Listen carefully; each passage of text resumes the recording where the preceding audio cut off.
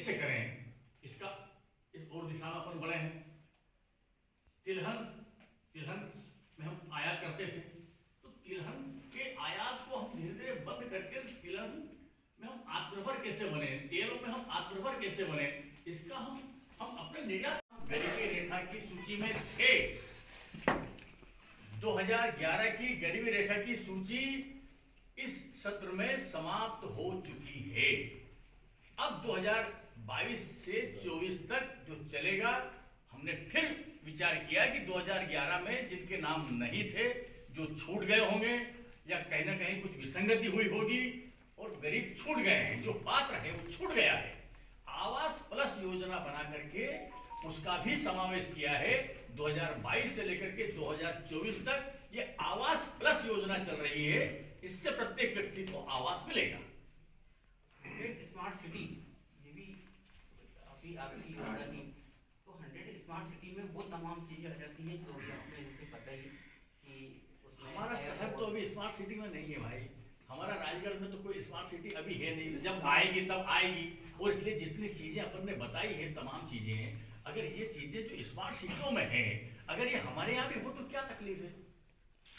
होना चाहिए कि नहीं होना चाहिए? जैसे निर्मला जी ने बोला है सांसद जी की दूरगामी हमारा बजट है, हाँ, लेकिन जनरली हम देखते हैं कि इंस्टेंट रिलीफ चाहिए। आज का युद्ध जो है उसको इंस्टेंट रिलीफ चाहिए, तुरंत आराम। मतलब जैसे हम कहते हैं डिस्प्रिन चाहिए तभी सिर ठीक होगा।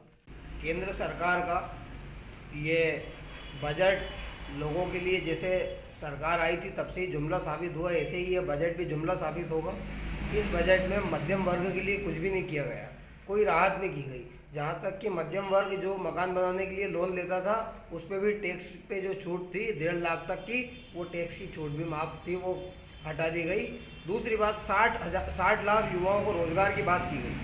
तो 60 लाख युवाओं को रोज़गार तब मिलता जब जो लोग रोज़गार कर रहे हैं उनकी रोज़गार रहते। इस सरकार ने जो लोग पहले से रोज़गार कर रहे थे उनके रोज़गार छीन लिए।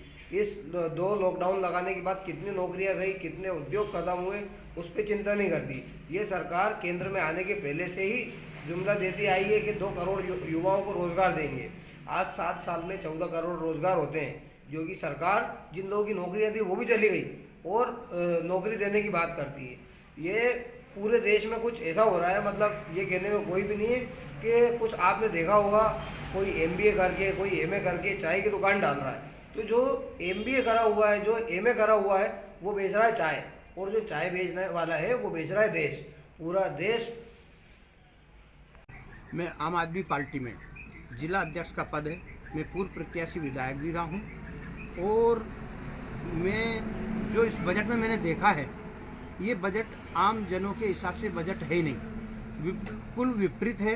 क्योंकि हर व्यक्ति का ध्यान रखते हुए सरकार ने बजट पेश नहीं करा है। देश हित में नहीं है, देश के विपरीत ये बजट पेश किया हुआ है।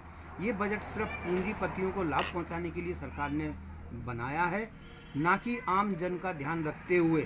हर आम जन का ध्यान रखना, यानी कि शिक्षा में, स्वास्थ्य में, बेरोजगारी में किस योग्य पद है उसके लिए रोजगार का प्रावधान करना, इंडस्ट्रीज लगाना, ये सिर्फ जो बजट है पेश किया है आम जन के हित में नहीं है। मेरे हिसाब से तो ये पूंजीपतियों को लाभ पहुंचाने वाला बजट है, ना कि देश हित में ये बजट है।